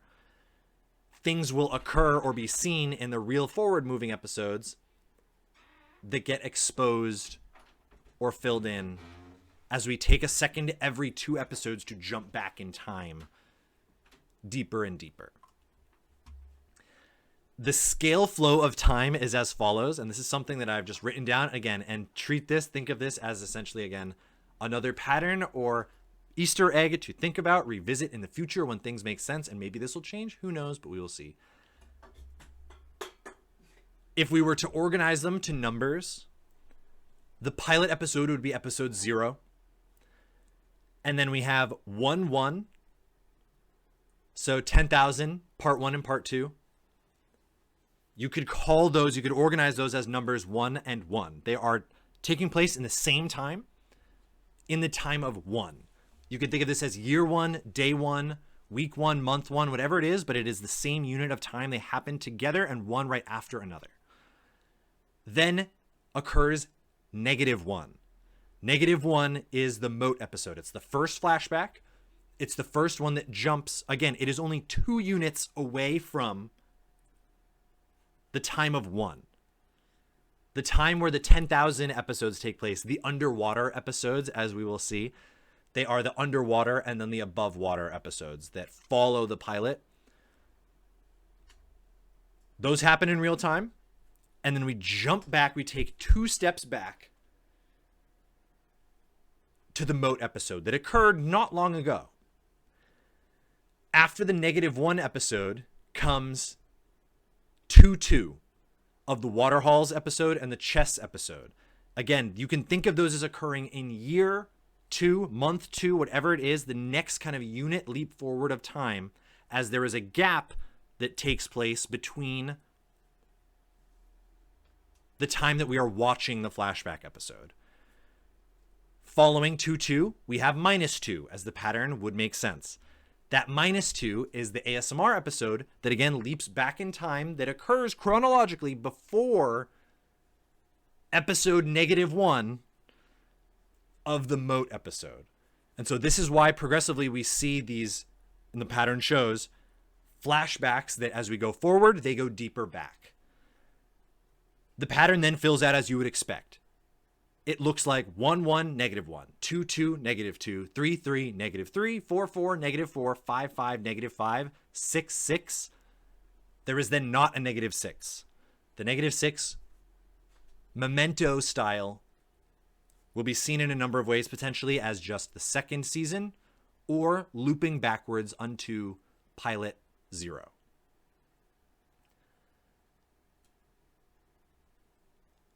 Here comes another very funky series of Easter egg spoilers, kind of. I'm not sure if I want to give these to you yet. I don't think so. I don't think I'm going to do it. I think we're going to talk about it when I start talking about what the episodes are in real time. I think part of the sharing of Scoop Universe is that you're going to get spoilers and Easter eggs along the way. But you're not going to get the episodes. You're not going to get spoilers or answers before we get to them. One of the major chunks, again, probably all of the next series of episodes of the the Scoop Universe stream is going to be working through the episodes. We're going to see characters. We're going to go back into the character log. I'm going to show you from word form, from my brain, what these characters look like, kind of what they say, how they operate and relate to the other characters that exist. But I think that will all be for next time. Again, we are going to finish the construction of Scoop Universe, the actual rock and mortar and ocean that fills and connects all of these worlds. So that is the episode order. I've given it to you loosely. It will not necessarily make sense to you right now, but I promise it will. And if you go and look at the visuals that I gave you, the secret scrolls on Facebook and Twitter and Instagram, it's funny to think of the fact that if this ever becomes a reality, those are going to be the original placements in history that had fucking 3 likes and were never seen, and people will revisit them and look at them, hopefully with a sense of wonder. And if that happens, my heart would leap for joy.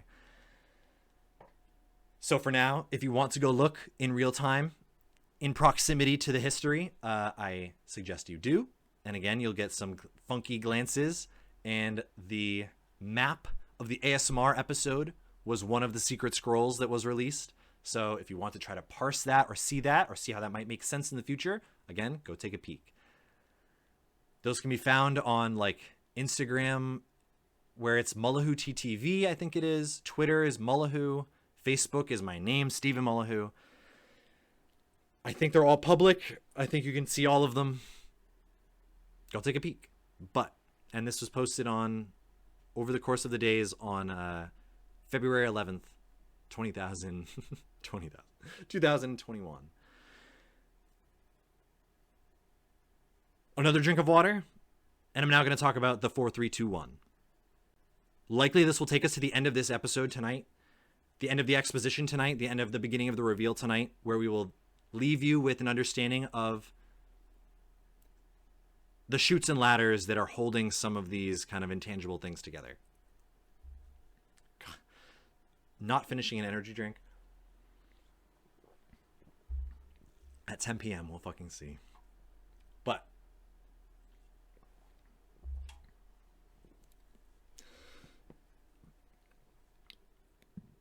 numbers and their relationships to each other in upholding literal patterns of the design of a wing and the construction of the eye and the watchmaker's clock and the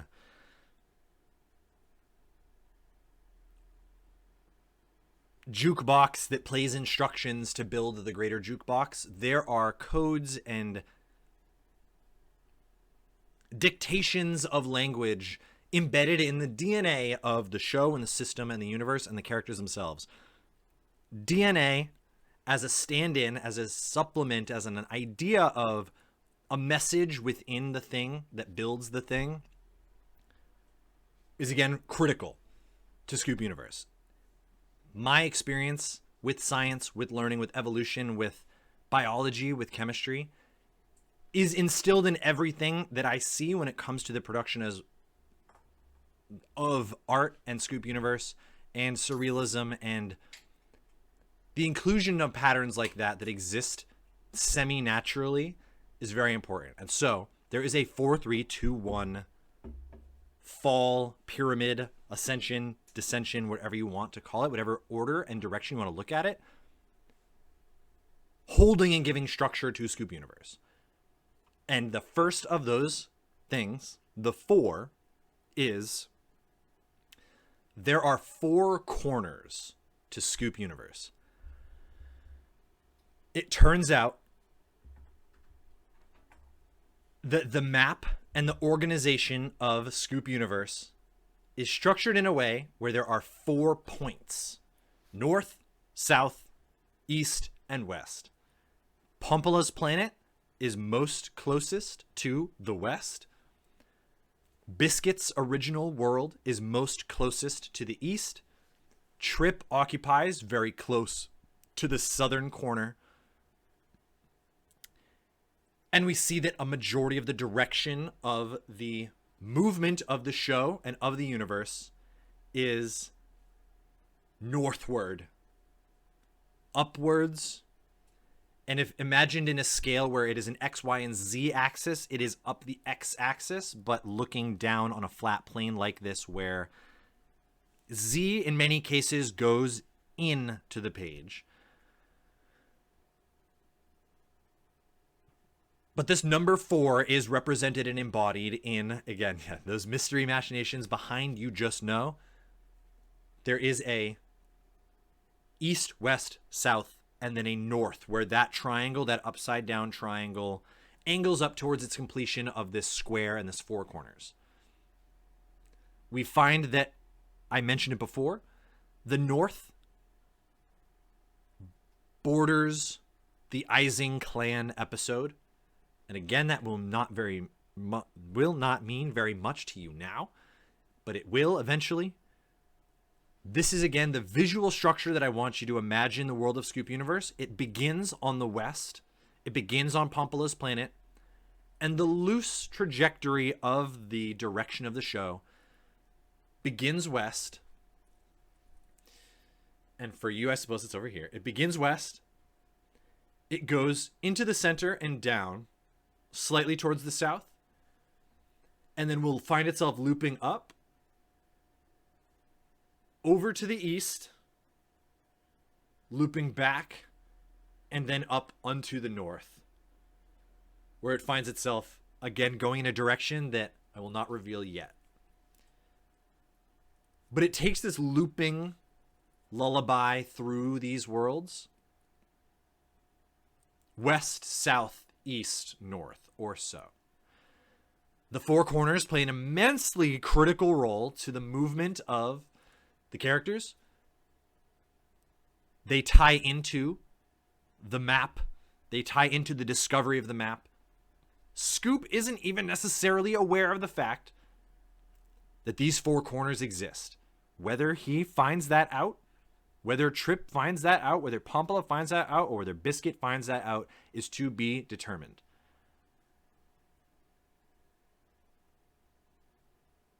That is the number 4. It composes arguably the outer limits of the show. The number 3 that follows the number 4 are the Three Labyrinths. There are a fundamental, primary, legendary 3 different labyrinths and labyrinth sequences and labyrinth episodes that find themselves in Scoop Universe. They are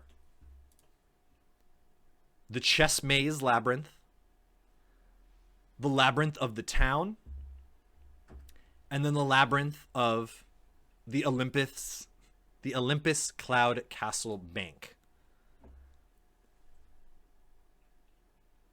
They are interfaced in that order of we come to the Chess Labyrinth first. We potentially move through it. We come then to the Town Labyrinth later. We potentially move through it. We come to the OCCB, the Olympus Cloud Castle Bank Labyrinth third.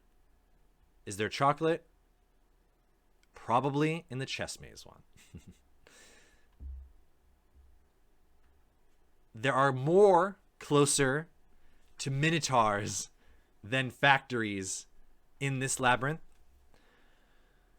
But the number 3 is dictated by these 3 labyrinths. They form a core principle that drives a huge majority of the understanding of exploration, movement into the unknown, movement towards a goal that is necessarily nestled and buried within these labyrinths, and of a series of twisting and turns through systems that were designed.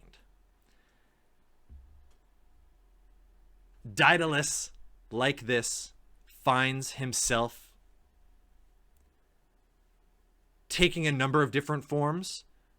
The creator of the labyrinth, of the true original mythical labyrinth of Greek myth,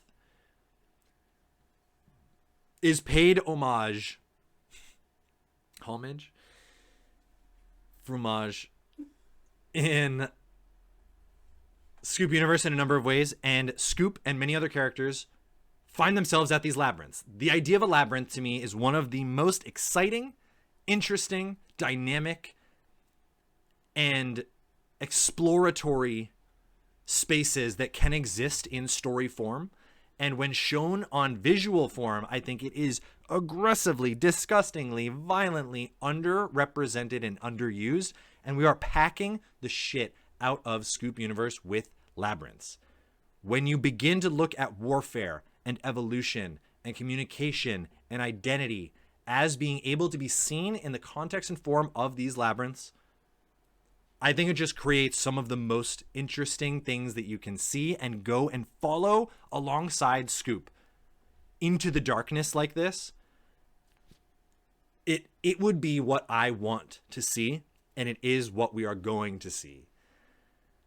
However, it turns out that, like with every good labyrinth, there is a beginning to the labyrinth and there is a before the labyrinth. And if you are familiar with Rainbow Net, you can tie into the idea of the beginning of a labyrinth and behind the beginning of a labyrinth. And for those that know the book or have the book or find the book or eventually read or are told about the book, there are Easter eggs that connect Scoop Universe to Rainbow Net. Have fun, good luck. But before every good labyrinth, there is a beginning, and that beginning is a labyrinth in itself. And because of that, there is a proto-labyrinth that is quote-unquote Lab 0 or Lab Not. Labyrinths are not still as cool if you call them mazes. But also, mazes don't necessarily have minotaurs in them. And at the end of each of these labyrinths, there is a minotaur moving, unmoving, speaking, breathing, or unspeaking. And we will come to find them. But, so there is a proto-labyrinth. There is a Lab 0 before Lab 1. Lab 1 being the chess maze labyrinth. Lab 0 is composed of the oceans, the underwater space, and of the introduction into Tripp's laboratory lab that sets the stage and understanding of that there is a connective space between each of these labyrinths and throughout the world itself. There is an ocean, there is a system and a substance that connects these labyrinths that are defined and with walls, but the ocean is that labyrinth, the lab is that labyrinth that has no walls, that has no path, and movement through it is as difficult as it is simple and infinite. The first 4 episodes of Scoop Universe, the pilot, where Scoop is released or born from this ocean space, the underwater episode number 1, 10,001, the overwater episode 10,002, and then the moat episode of what we will see is Tripp's initial first full episode where he gets an entirely to himself, where he and his lab is raided by Pompala's Secret Service. Those 4 episodes form the proto-lab before we get into the chess episode. It is kind of capped off with the Water Halls episode that follows the moat episode, so that they nestle in water Tripp's lab. It goes water, Tripp's lab, and then the water halls where you leave the water and you enter and leave the kind of the shower of this. Those kind of fundamentally introduce us to the idea of moving throughout a space, and in many cases for Scoop, literally being lost and dying in the space of the wall-less labyrinth before we move into the labyrinths themselves. And we see that the water halls, once we talk about that episode, is the closest semblance of a labyrinth, where except the walls are water. And so it begins to solidify as we leave from the pilot and move towards these labyrinths that dictate and compose the movement of the entirety of Scoop Universe.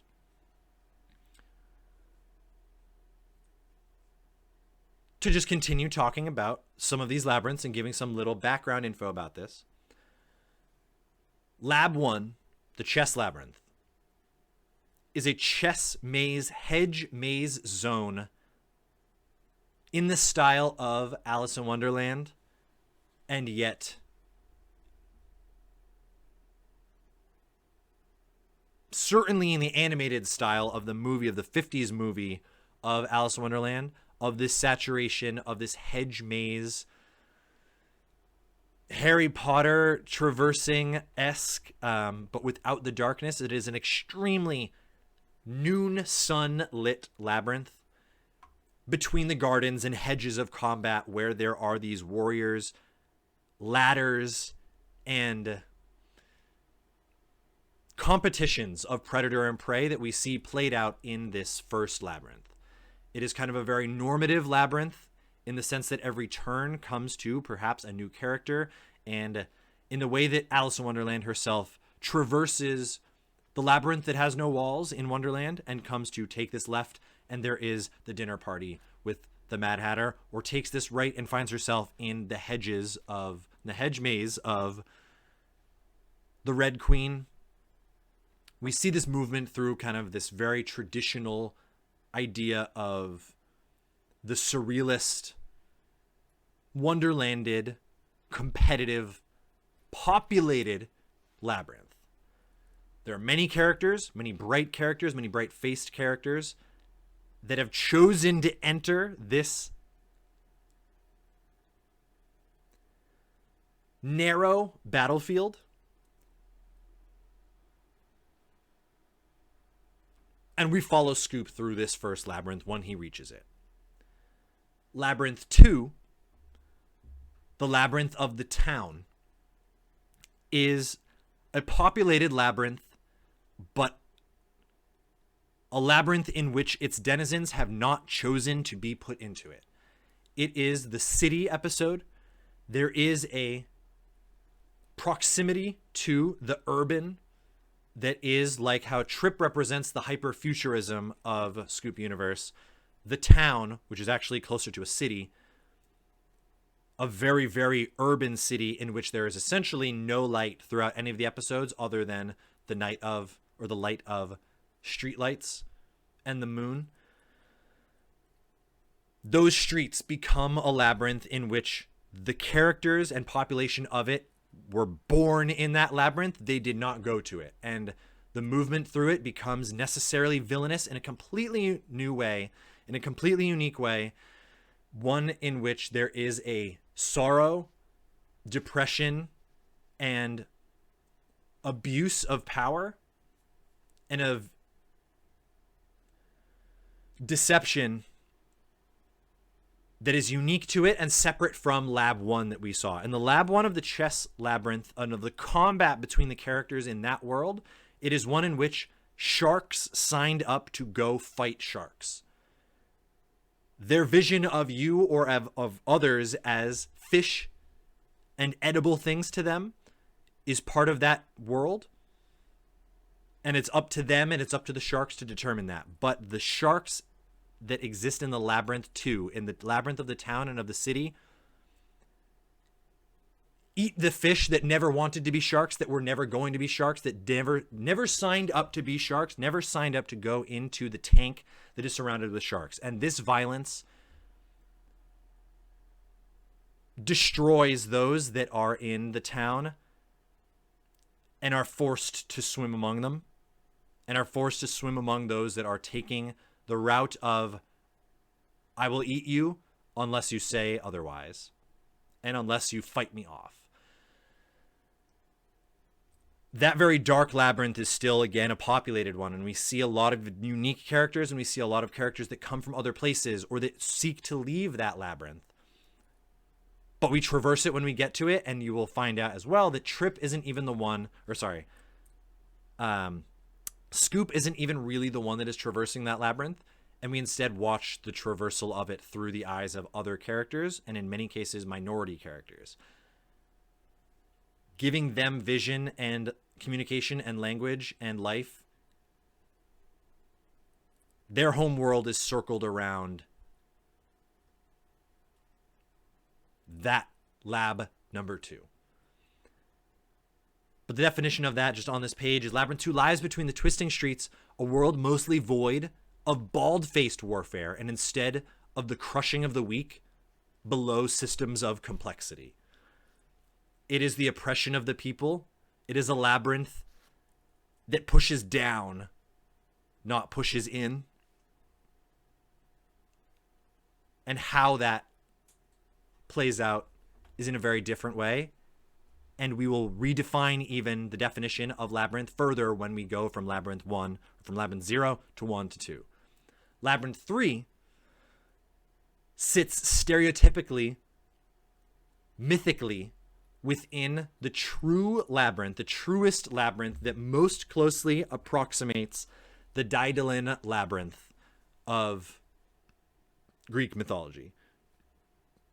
It is the high stone walls, the semi-darkness, the floor-lit darkness of an empty labyrinth, of a labyrinth that is being attacked and dived into for the understanding that there is only one singular thing in it, and it is at the end, it is at the core, it is at the middle, and then almost nothing else matters, that there is no semblance or understanding of people being along the way, of a population being along the way.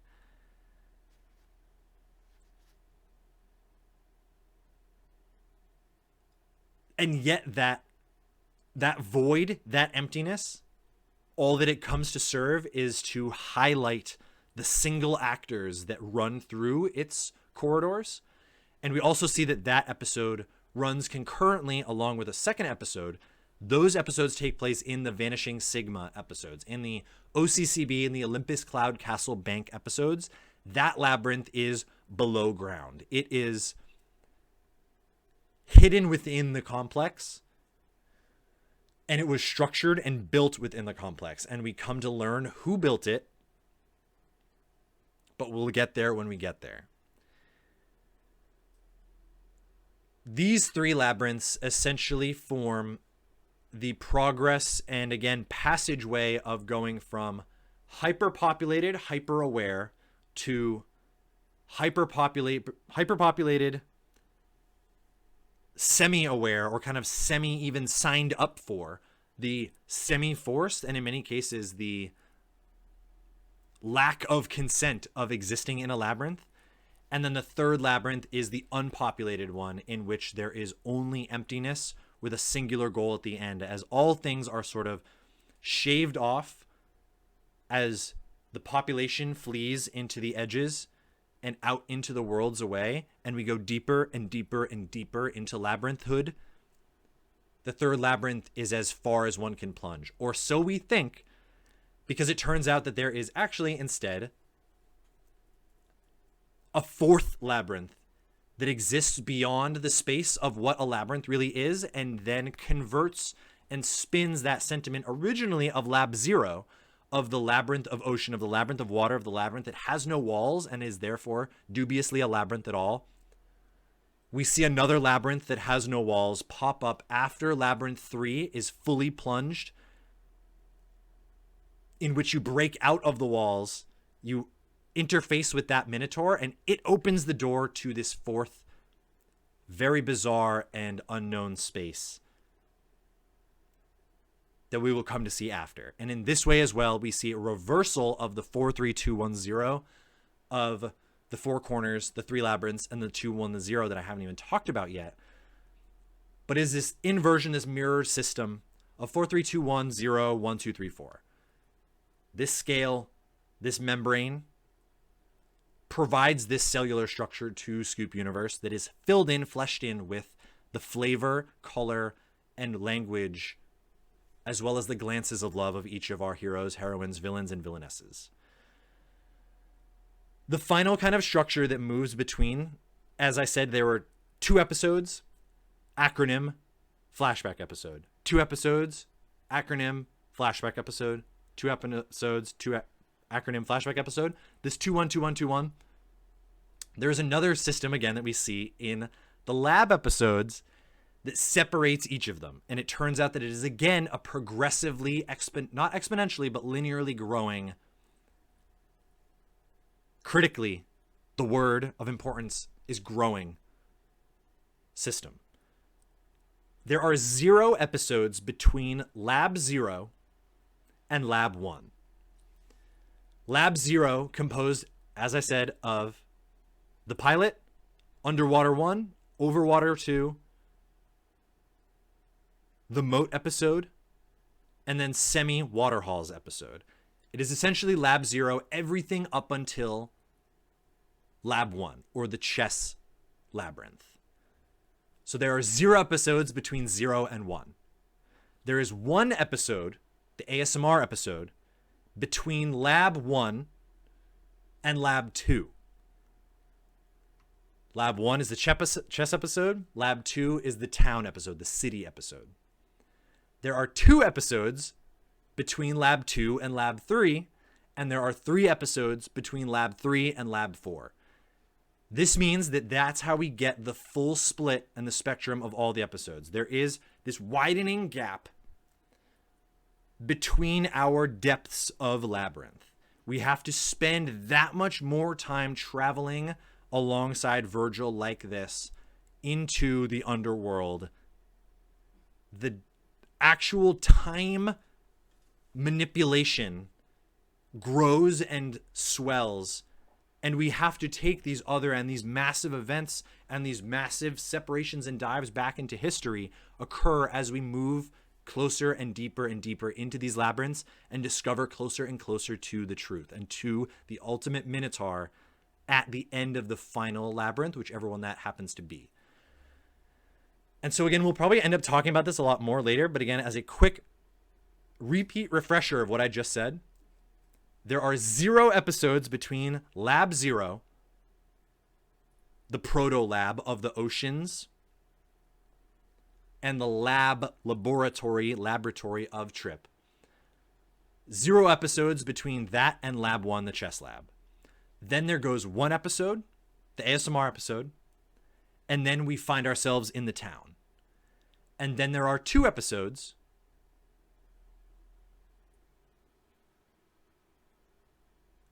the nostalgia episodes that we'll see of Springa and Lovelang. And then the 3rd lab of the Olympus Cloud Castle Bank. And then there are 3 episodes, the ending to that, the Wall episode, the Eisenclan episode, before we find our 4th lab of Nim.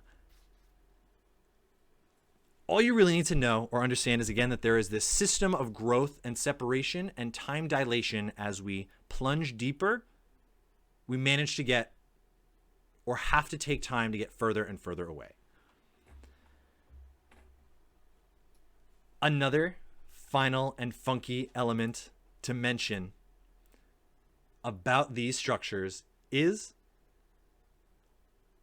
the Minotaur of Lab 0 or Lab Super, because you can split Lab 0 into 2 different labs.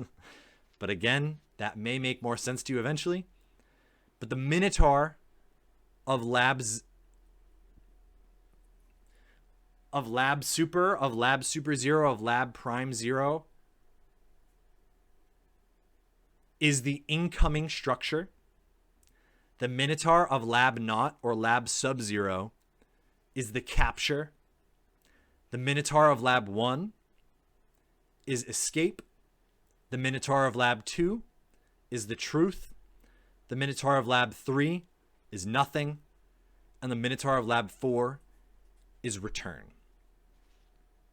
Take that into the future, if you will, and apply that. Think about that when we get there. But that rounds out just the explanation of, in this superstructure of 4, 3, 2, 1, 3 is the three labyrinths: chess, the town, and the OCCB vault that we come to find. There is a proto lab that membranes at the beginning of it, and there is a super lab that membranes at the end of it. But it's semi-full dense structures of actual labs, of labyrinths, are those 1, 2, 3. The 2, that is going to be a simple sentence in the 4, 3, 2, 1, is the two friends. The two heroes, Scoop and Tripp. They are the fundamental duo and duo representation of this binary that is going to drive and spin around each other throughout the entirety of Scoop Universe. The 1 is an even shorter sentence. It is one universe. These compose 4, 3, 2, 1. They bounce down to 0 and back up to 1, 2, 3, 4 in a number of different ways, and this symmetry create whole organisms, whole communications, whole identities, and whole beings that can allow us to begin to understand Scoop Universe. Who is Scoop? What is he doing? What is he looking for? It turns out that there is an artifact. There are 2 artifacts that will make the process of his mapping out the universe doable, simpler, save time, energy, and lives if he can find them and have access to them. He and Tripp seek these artifacts. He and Tripp seek to map the universe. He and Tripp seek to understand the universe, themselves, and everybody between each of the 4 corners and potentially beyond those 4 corners.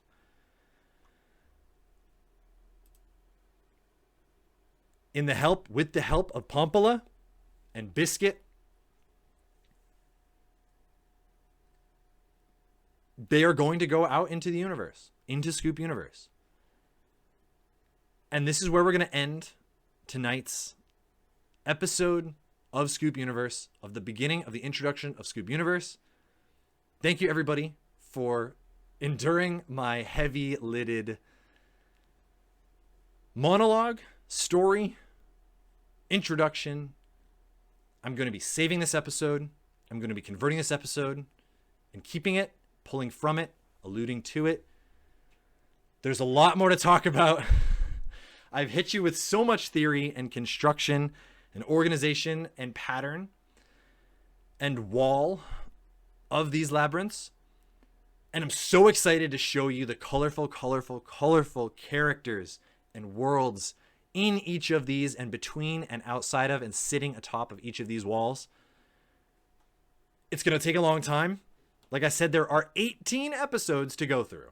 I don't know if I could get through 2 episodes in a 2 to 3 hour stream session. We are probably going to go to doing night episodes every Tuesday and Thursday at 8 p.m. EST at twitch.tv/Mullahu. My new schedule, I believe, is going to be streaming during the day only, and at night dedicating it to Scoop Universe. During the day, I'm going to take some times off, I'm sure. Weekends, time off, I'm sure, to continue to work on this world and bring this magnum opus, this world of worlds to life. I'm so excited to do it. Literally nothing else in my entire life have I ever come across that gives me as much passion and direction and purpose as Scoop Universe has, and completing it is that thing that you just know, you just scoopily know, must be done. And I thought, and I still believe, that as long as I am the one that knows what this is, and that I get to understand and explore and generate and walk within this universe, that was enough for me. But it turns out that I need it to become real. I need Cherie to see it. I need the world to see it. I want it to become real. I want it to make other people's lives better. I want it to show people colors and combinations of things that they've never seen before. And as they live their lives, remember that this was something that they saw and shape and forge potentially the way that they see things. And we're going to try to do that. We're going to bring this to life, if now only by speaking and telling you and giving the story time. But ultimately, there's enough to grow this into a real thing. This is a reality that can become real. All that it takes is convincing someone, something, some group with more resources than I have to give Scoop the opportunity to look you in the eye. That's going to happen at some point. Mark my words. It's going to happen. And until then, you'll have to bear with me, and I will have to bear with Scoop and the universe as we continue to plunder its depths. Line them up, hear the characters speak, watch them move, and capture it. We're going to find the entire map of Scoop Universe. And I'm beyond excited to do so. So with that, for now, we're going to sign off. We're going to hit this ending soon button, end the stream. I'm going to be streaming tomorrow during the day, maybe at night. Who knows? Going to be taking a lot of time off next week, I think, because this is February vacation. We're going to be overlapping it with the February vacations of Caitlin and my family. We're going to dive back into Scoop Universe because this is hopefully the beginning of the middle of the end of the process of growing Scoop Universe into a real thing. So thank you so much. I will see you soon. Good night.